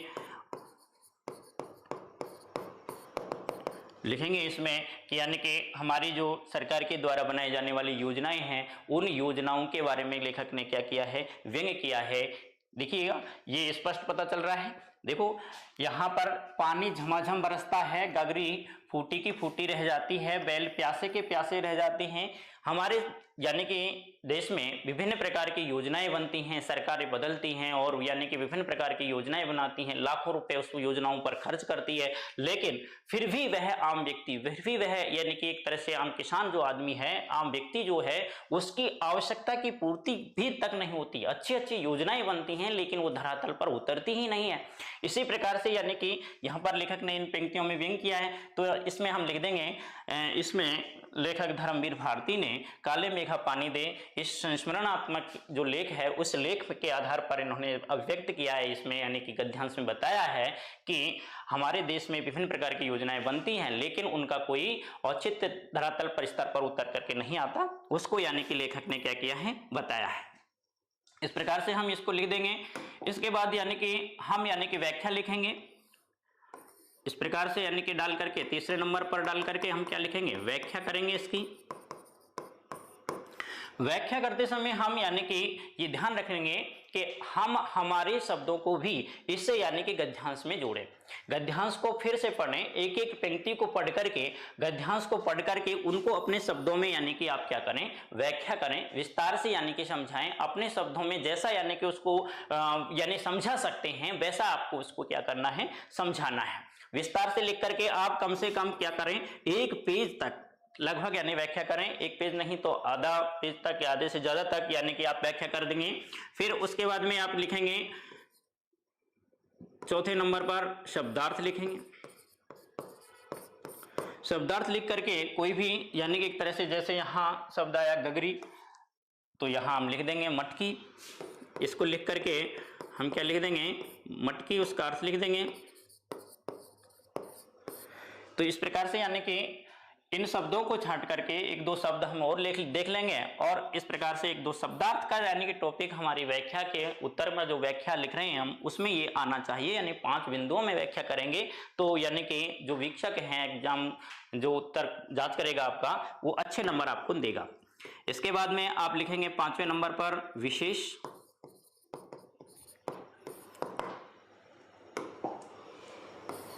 विशेष में आप यानी कि 5वें नंबर पर आपको क्या लिखना है, विशेष लिखना है। विशेष में आप लिखेंगे इसकी जो भाषा है व्यंग्यात्मक है।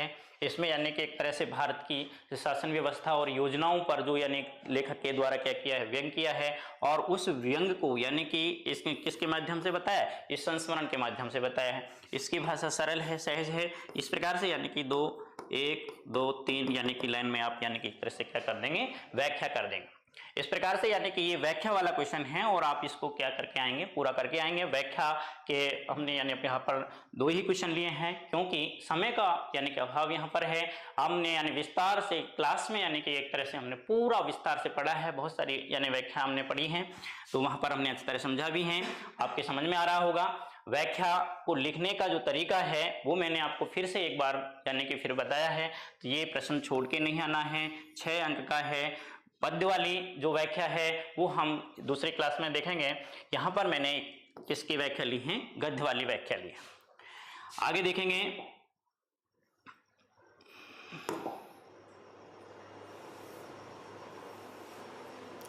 अगला प्रश्न है कार्यालय पत्र। कार्यालय पत्रों से संबंधित प्रश्न है। देखिएगा,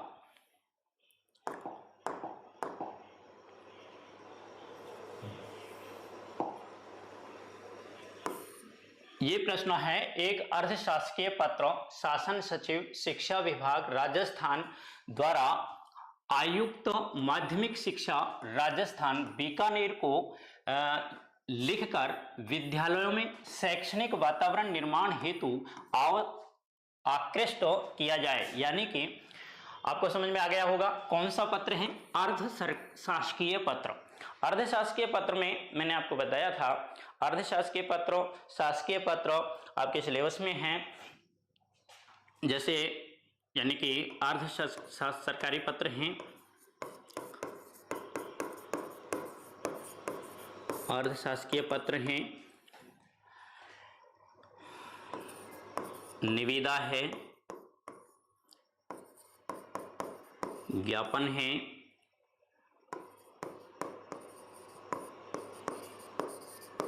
अधिसूचना है, विज्ञप्ति हैं। ये यानी कि आपके सिलेबस में है, तो उसमें से ये अर्धशासकीय पत्र मैंने यहाँ पर लिया है। अर्धशासकीय पत्र में आपको मैंने बताया था, यहाँ पर भी देखिएगा, अर्धशासकीय पत्र लिखते समय यानी कब लिखे जाते हैं। शासकीय पत्र यानी कि सरकार के द्वारा, सरकार के जो शासन सचिवालय हैं या इनके सरकार के जो कार्यालय हैं, उनमें सारा जो कार्य है पत्रों के माध्यम से होता है, यानी कि उसका यानी कि लेखा जोखा होता है। तो इस प्रकार से यानी कि जो सरकारी कार्य हैं, जो यानी सूचना एक अधिकारी को दूसरे अधिकारी को देनी है, तो वह यानी कि लिख करके, इस पत्र देख करके यानी कि उसको क्या करेगा, सूचित करेगा। अर्धशासकीय जो पत्र है, अर्धशासकीय पत्र में यानी कि एक फ्रेंड को पत्र लिखा जाता है, एक तरह से एक अधिकारी दूसरे अधिकारी को क्या लिखता है, पत्र लिखता है। इसमें यानी कि एक तरह से व्यक्तिगत मित्रता का भाव होता है। जैसे औपचारिक और अनौपचारिक पत्र होते हैं, जैसे यानी कि एक तरह से होते हैं, तो उनमें यानी पारिवारिकता का रिश्ता होता है और वो उसको व्यक्तिगत रूप से जानता है। तो ये होता है, ये अशासकीय पत्र होता है। ये निविदा होती है, जो यानी कि सरकारी कार्यालय में सरकारी कार्य को पूरा करने के लिए जो यानी कि सूचना जारी की जाती है कार्यालय के द्वारा, वो निविदा के द्वारा जारी की जाती है। उसमें यानी कि जो भी कार्य, जैसे सड़क निर्माण का काम हो, चाहे यानी कि कोई किसी भी कार्य से संबंधित हो, तो वो यानी कि निविदा कहलाती है, जिसमें यानी कि सरकारी कार्य किया जाएगा। ज्ञापन, किसी काम को पूरा करने के लिए यानी कि ज्ञापन दिया जाता है। और अधिसूचना यानी कि एक तरह से ऑफिशियल पत्र होता है, और इस पत्र में यानी एक तरह से राष्ट्रपति के द्वारा या राज्यपाल के द्वारा अधिकृत जो व्यक्ति होता है या वह स्वयं होता है, वह यानी कि इसको यानी कि एक तरह से जारी करता है। इसे यानी कि गजट पत्र भी कहते हैं। गजट पत्र भी यानी कि इसे कहा जाता है। विज्ञप्ति, ये यानी कि किसी सरकार के द्वारा, सरकारी विभाग के द्वारा या किसी कार्यालय के द्वारा कोई कार्य से संबंधित यानी कि जो सूचनाएं हैं वो यानी एक तरह से निकाली जाती है, किसी की जगह के लिए विज्ञप्ति निकाली जाती है। तो ये इस प्रकार से यानी कि पत्र हैं। हम यहाँ आपको यानी कि बताएंगे अर्धशासकीय पत्र। जैसे देखिए, अर्धशासकीय पत्र में लिखते समय इस प्रकार से यानी कि आपको लिखना है। अर्धशासकीय पत्र को लिखते समय सबसे पहले हमें ध्यान रखना है कि सबसे पहले हम ये देखेंगे कि कहाँ से पत्र लिखा जा रहा है। पत्र लिखा जा रहा है यानी कि अर्धशासकीय पत्र है। अर्धशासकीय पत्र, सबसे पहले हम ये तय कर लिया कि अर्धशासकीय पत्र है, और अर्धशासकीय पत्र में एक व्यक्तिगत भाव रहते हैं, एक मित्रता का भाव रहते हैं, यानी उसका प्रोफार्मा अलग है। तो हम यानी कि उससे लिखेंगे शासन सचिव, शिक्षा विभाग, राजस्थान सरकार। ये यानी कि यहाँ से यानी कि पत्र प्रकाशित हो रहा है, यहाँ से पत्र निकल रहा है, तो यानी कि हम लिखेंगे राजस्थान सरकार।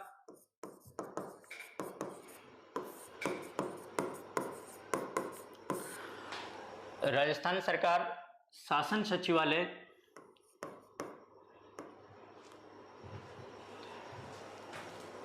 ये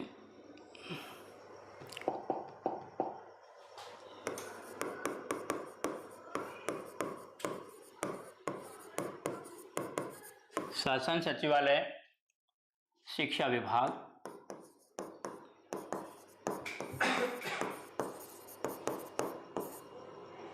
जयपुर। इस प्रकार से यानी कि जहां से पत्र निकल रहा है, ये चाहे केंद्र सरकार हो या राज्य सरकार। यदि पत्र यानी कि केंद्र सरकार से हैं तो यानी कि हम क्या लिखेंगे, केंद्र सरकार का नाम लिख देंगे, जैसे कि नई दिल्ली यानी कि भारत सरकार नई दिल्ली। राजस्थान सरकार से हैं तो राजस्थान सरकार, शासन सचिवालय, शिक्षा विभाग जयपुर। और जैसे यानी कि दूसरे राज्य से संबंधित है तो उस राज्य का नाम या उस सरकार का नाम, जैसे मध्य प्रदेश सरकार, शासन सचिवालय, शिक्षा विभाग भोपाल। तो इस प्रकार से यानी कि उसका जगह का नाम हम लिख देंगे। और उसके बाद में यानी कि हम यहाँ से, जैसे यानी कि अर्ध सरकारी पत्र हैं तो यहाँ हम लिखेंगे अर्ध सरकारी, अर्ध शासकीय पत्र क्रमांक। इस प्रकार से यानी कि शॉर्ट में लिखा जाता है। इसमें क्रमांक में कोई सी भी संख्या लिखी जा सकती है, और उसमें यानी कि जैसे विद्यार्थी जो वास्तविकता में लिखेगा तो यानी कि तरह से उसकी संख्या होती है, लेकिन यदि विद्यार्थी लिख रहा है तो वो यानी कि अपने काल्पनिक संख्या लिख सकता है, जैसे 33, 3। और यहाँ यानी कि इस प्रकार से लिख करके इधर क्या लिख सकता है, दिनांक लिख सकता है। और फिर दिनांक को लिख करके, जैसे आज 9 है तो 9 मार्च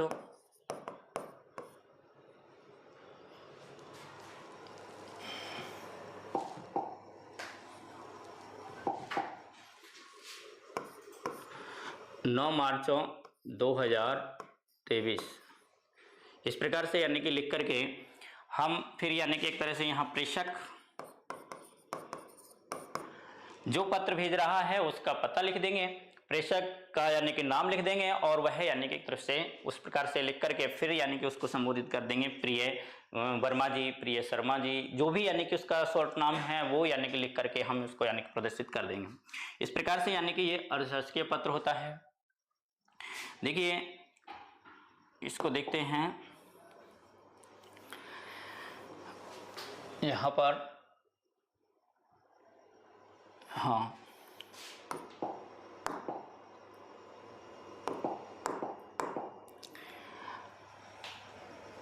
हाँ, देखिए जैसे कि राजस्थान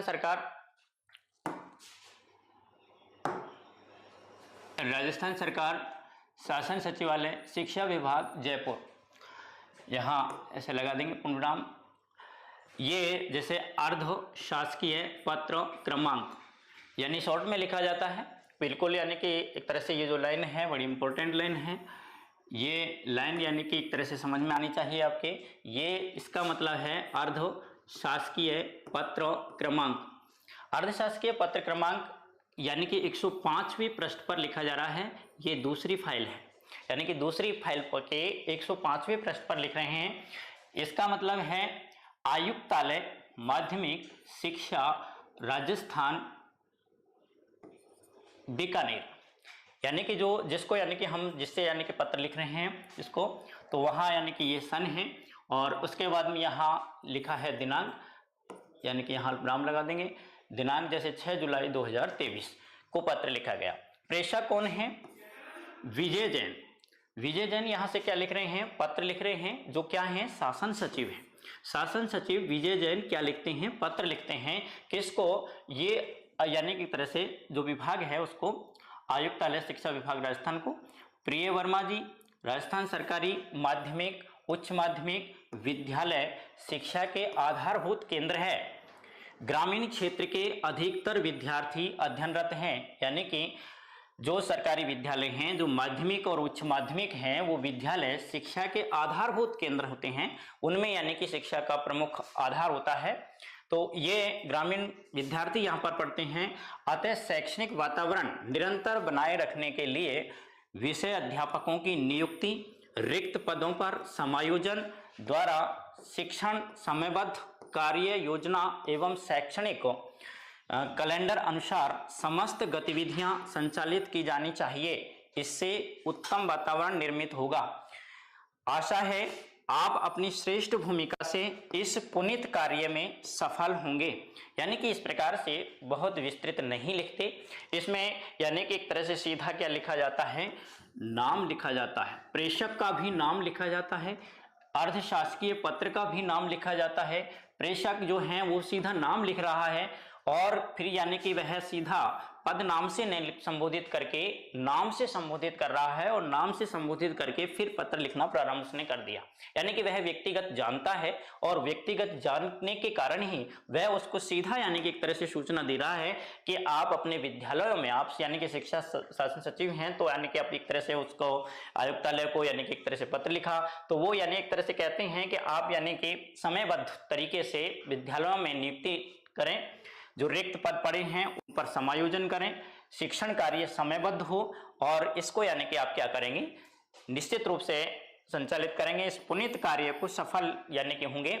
और यहाँ पर भवदीय हस्ताक्षर नाम, हस्ताक्षर विद्यार्थी को नहीं लिखना, या कैखे यानी कि आप लिख सकते हैं इस प्रकार से, या फिर यानी कि खाली सोर्स करके यानी नाम लिख सकते हैं कैखे गए, और इस प्रकार से यानी कि आप ये लिखेंगे। इसके बाद यानी यहां पर ये प्रेषित का पता आ जाएगा।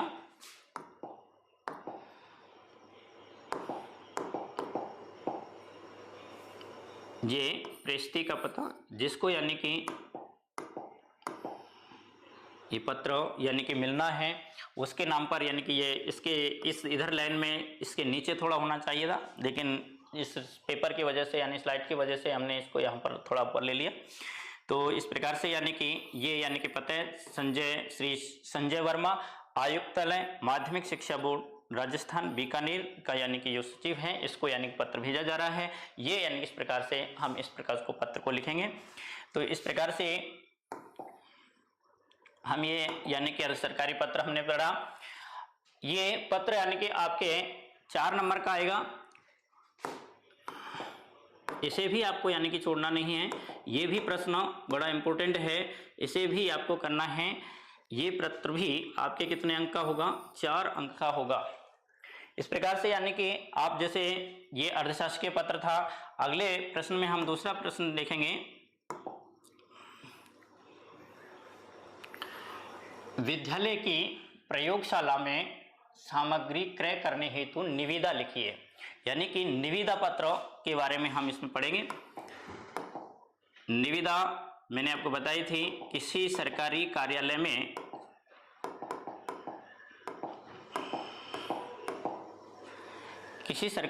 में यानी कि काम को पूरा करने के लिए निविदा का प्रयोग किया जाता है। निविदा यानी कि कार्य को पूरा करने के लिए होती है। सरकारी विभाग अपने कार्यालय में अपने सरकारी कार्यों को पूरा करने के लिए एक निविदा जारी करता है और वह निविदा को आम जन पढ़ता है। पढ़ करके जिस व्यक्ति को वह कार्य करने का इच्छुक हो, वह कार्य करने में यानी पारंगत हो, वह व्यक्ति उसको कार्य को क्या कर सकता है, ले सकता है उस कार्यालय से, और वह उसमें यानी एक तरह से अपनी निविदा दे सकता है।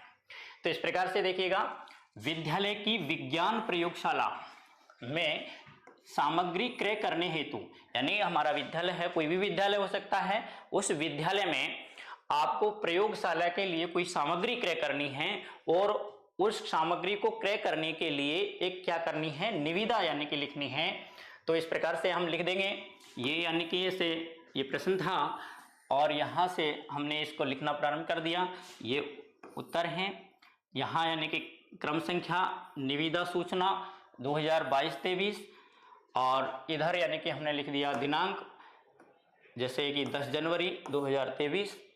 निविदा संख्या 18 यानी कि एक तरह से निविदा है। इससे पहले 17 निविदाएं यानी कि क्या हो सकी है, इस कार्यालय के द्वारा जारी हो चुकी है। तो इस प्रकार से यानी कि यहाँ प्रश्न लिख दिया, लिखा जाएगा। इसकी भाषा इस प्रकार से होती है, अधो हस्ताक्षरकर्ता द्वारा निम्न विवरणानुसार प्रयोगशाला सामग्री की आपूर्ति हेतु प्रतिष्ठित निर्माताओं प्रतिष्ठानों से निविदाएं आमंत्रित की जाती है, जो निर्धारित तिथि को दोपहर 2 बजे, कितने बजे, 2 बजे तक प्राप्त हो जाएगी और उसी दिन 3 बजे इच्छुक निविदाकारों के समक्ष खोली जाएगी। ये यानी कि निविदा की सूचनाएं, शर्तें हैं। निविदा यानी एक तरह से लिखते समय यानी कि हमने इनकी जो शर्तें हैं उसको यानी कि एक तरह से निविदा जो देंगे, जो प्राप्त करेंगे, जो यानी एक तरह से स्वीकार करेंगे, उनके लिए यानी कि कहा लिखा जाता है। निविदा प्रपत्र निविदा खोलने की निश्चित निर्धारित तिथि 12 बजे तक निविदा शुल्क तथा धरोहर राशि को रेखांकित बैंक ड्राफ्ट प्रधानाचार्य राजकीय उच्च माध्यमिक विद्यालय जयपुर के द्वारा यानी कि उसको ली जाएगी। ये यानी कि जयपुर कार्यालय में जमा कर प्राप्त किया जा सकता है। निविदा विवरण इस प्रकार है, यानी कि जो निविदा है उसका विवरण इस प्रकार है। हम यानी कि यहाँ पर देखेंगे,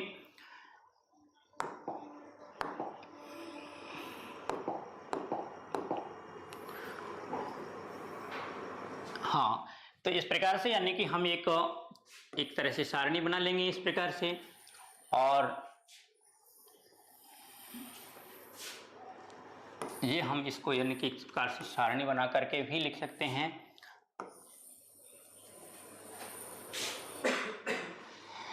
यानी कि इस प्रकार से, जैसे कि प्रयोगशाला में यानी कि हमें क्या करना है, कुछ सामग्रियां खरीदनी है, तो हम यानी कि विवरण लिखेंगे पहले नंबर पर। जैसे कार्य का नाम लिख सकते हैं, कोई सड़क निर्माण का काम है तो उसे यानी कि सड़क निर्माण का काम कर सकते हैं, विवरण आप यानी कि लिख सकते हैं। और जैसे इसमें लिखा विवरण या कार्य का नाम, अनुमानित राशि, ये राशि अनुमानित होती है, यानी कि आकलन अपने मन के अनुसार आप लिख सकते हैं, जैसा कार्य हो उसके अनुसार यानी कि संख्या इसकी लिखी जा सकती है, जरूरी नहीं ये संख्याएं आप लिखें। इस प्रकार से यानी कि आप यानी कि इसके काल्पनिक संख्या के रूप में भी लिख सकते हैं।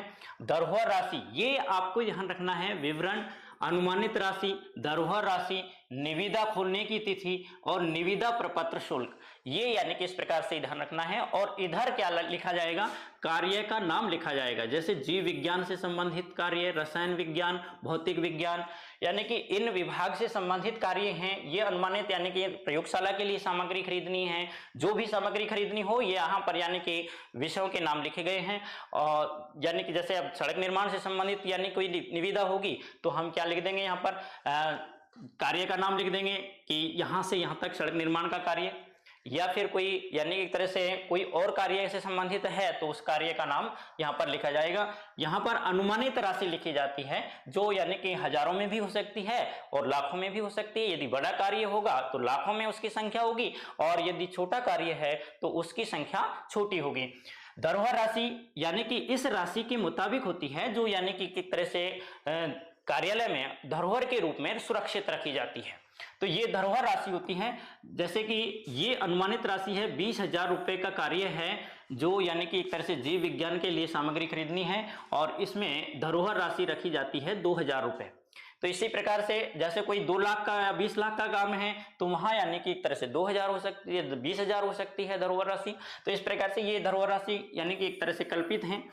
और ये निविदा खोलने की दिनांक है, ये निविदा खोलने की दिनांक भी यानी एक तरह से उसमें लिखी जाएगी कि इस तारीख को यानी 20/11 को ये क्या खोली जाएगी, निविदाएं खोली जाएगी सबके सामने। और इसका निविदा प्रपत्र का जो शुल्क है वो कितने हैं, 100 रुपए। तो इस प्रकार से यानी कि हम एक प्रोफॉर्मा बना लेंगे, एक चार्ट बना लेंगे सारणी के रूप में और उसको यानी कि हम अभिव्यक्त कर देंगे। ये जीव विज्ञान के लिए हो गया, ये रसायन विज्ञान, ये भौतिक विज्ञान। इस प्रकार से यानी कि हम एक अपने कार्य से संबंधित जोड़ करके या जो भी कार्य हम यानी कि एक तरह से दे रहे हैं या जो भी कार्यालय का काम है उस काम के मुताबिक हम यानी एक तरह से चार्ट बना लेंगे और उसकी यानी अनुमानित राशि, धरोहर राशि, निविदा खोलने की तिथि और यानी कि निविदा प्रपत्र शुल्क लिख देंगे। उसके बाद में यानी कि लिखा जाएगा नीचे शर्तें। इस शर्तों में यानी कि लिखा जाता है जैसे निविदा निश्चित समय पर खोली जाएगी, यानी कि जो समय निविदा में निविदा देते समय निविदा दाताओं के समय यानी बताया गया था उस समय पर ही उसको यानी कि खोला जाएगा। यदि निश्चित समय के बाद कोई भी यानी कि निविदा को क्या नहीं किया जाएगा, स्वीकार नहीं किया जाएगा, या उसके बाद में उस निविदा को यानी एक तरह से स्वीकार करके उसे यानी कि एक तरह से कार्य नहीं मिलेगा। अंतिम दिनांक के बाद निविदा स्वीकार नहीं की जाएगी। अंतिम जो दिनांक है निविदा खोलने की जो तिथि है उससे बाद किसी भी प्रकार से क्या नहीं की जाएगी, कोई निविदा स्वीकार नहीं की जाएगी। बैंक ड्राफ्ट विद्यालय के नाम पर होगा, यानी कि जो बैंक का जो ड्राफ्ट है जो यानी कि धनराशि है धरोहर की है या निविदा प्रपत्र शुल्क की है तो वो किस प्रकार से जो ली जाएगी, बैंक ड्राफ्ट के माध्यम से ही ली जाएगी और वो विद्यालय के यानी कि पते पर, विद्यालय के पते पर ही होगी या विद्यालय के नाम पर ही होगी। इस प्रकार से यानी कि उसका निर्धारित करेंगे। ये शर्तें हैं। किसी विवाद में स्थानीय न्यायालय को वरीयता दी जाएगी। यदि कोई विवाद हो जाता है तो स्थानीय जो न्यायालय है, स्थानीय जो कार्यालय का जिस क्षेत्र में है उस क्षेत्र से संबंधित जो न्यायालय है वही यानी कि क्या होगा, न्यायालय उसका यानी एक तरह से विवाद का हल करने के लिए होगा, न्यायालय होगा। तो इस प्रकार से यानी कि 5वीं जो शर्तें हैं, निविदा निरस्त करने का अधिकार कार्यालय को होगा। यदि निविदा निरस्त की जाती है तो ये निविदा दाता यानी कि एक तरह से आंदोलन न करें या फिर इस प्रकार के कोई उपद्रव न करें या कोई इस प्रकार से यानी एक तरह से नारेबाजी न करें कि एक तरह से हमारी निविदा को स्वीकार नहीं किया गया इस प्रकार से। तो इसलिए यानी कि कार्यालय, ये एक लाइन इसमें शर्तों में वैसे ही पहले ही लिख देते हैं कि कार्यालय यदि निविदा को निरस्त करते हैं तो ये यानी एक तरह से अधिकार कार्यालय को होगा। छठी जो शर्तें हैं इसकी जो हैं वो इस प्रकार से, आपूर्ति करने के लिए सामग्री का पूरा विवरण निविदा प्रपत्र के साथ उपलब्ध रहेगा। यो यानी कि निविदा प्रपत्र होगा, उसके साथ में इसकी जो शर्तें हैं उनका यानी कि निविदा से संबंधित कोई जो कार्य है उससे संबंधित जो सूचना का काम है वो यानी कि कौन सा कार्य है, कितना यानी वो समय है, वो सब जानकारी उस पर होगी। इसके बाद यहाँ पर हस्ताक्षर होगा, जैसे सचिव के यानी कि एक तरह से हस्ताक्षर होंगे और ये निविदा पूरी हो जाएगी। इस प्रकार से यानी कि हम यानी कि निविदा का जो प्रश्न है वो हम पूरा कर सकते हैं। और इस प्रकार से यानी कि एक तरह से ये जो प्रश्न है 4 नंबर का ये हम यानी कि पूरा कर सकते हैं। ये यानी कि हमने यानी कि महत्वपूर्ण क्वेश्चन हमने देखे। इसके बाद में यानी कि जो है हम यानी और जो क्वेश्चन हैं वो यानी जैसे देखें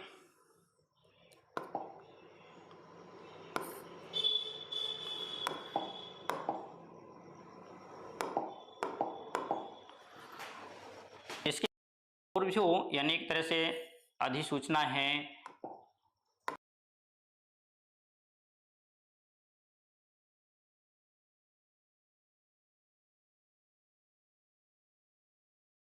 ये प्रश्न और यानी विस्तार से यानी कि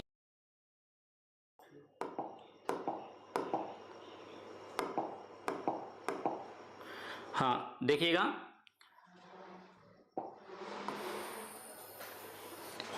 जैसे ये यानी कि जैसे हमने पढ़ी थी अर्ध सरकारी पत्र पढ़ा और निविदा पढ़ी। इसके बाद में यानी कि एक तरह से ज्ञापन होता है, वो भी इसी प्रकार से लिखा जाता है। कोई भी यानी एक तरह से कार्य से संबंधित ज्ञापन लिखना है तो हम उसमें क्या लिख देते हैं, जो भी यानी कि विभाग के द्वारा ऊपर दिया लिखा गया है वो, और यहाँ लिख देते हैं ज्ञापन। और ज्ञापन लिख करके इधर से यानी महोदय, और यहाँ यानी कि जिस विषय से संबंधित जो यानी कि ज्ञापन है वो यानी एक तरह से लिख देते हैं विषय लिख करके। और विषय यानी कि इम्पोर्टेंट क्या होता है उसमें यानी महोदय यानी इसको लिख करके, और फिर यानी कि ये महोदय यहाँ लिखेंगे,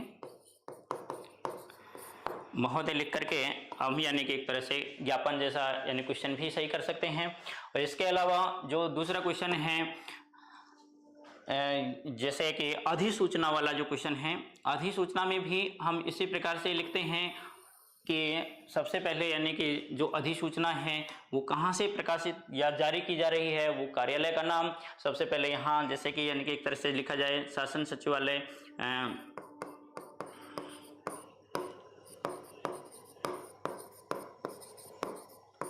शासन सचिवालय राजस्थान सरकार,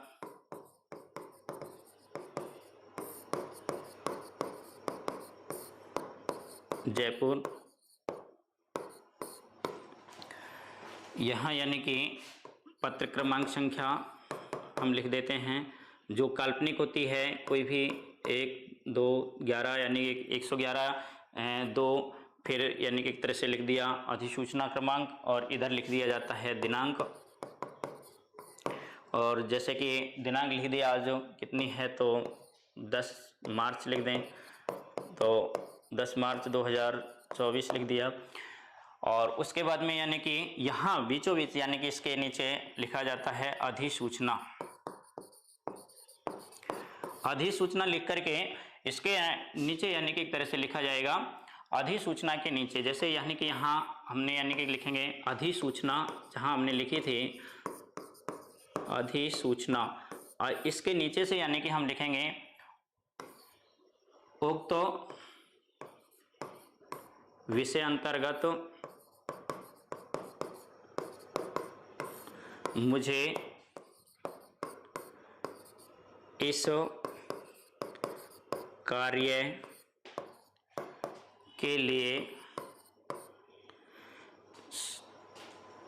यानी कि अधिकृत किया गया है कि ये यानी कि कार्य इस अनुच्छेद के तहत यानी कि मुझे है, और ये यानी कि इसके अनुसार यानी कि मैं इस कार्य को कर रहा हूँ, ये यानी कि कार्यालय से संबंधित ये कार्य होना है। जैसे कि कोई व्यक्ति का ट्रांसफ़र होना है, या कोई यानी कि उसको नई ज्वाइनिंग होनी है, या कोई किसी प्रकार से जैसे कि नई सड़क का निर्माण होना है, जहाँ यानी एक तरह से अतिक्रमण है उसको हटाना है, तो उसके लिए यानी कि इस प्रकार की सूचनाएं अधिसूचनाएं जारी की जाती है, जो यानी कि विभिन्न विशेष संदर्भ के रूप में यानी प्रकाशित की जाती है।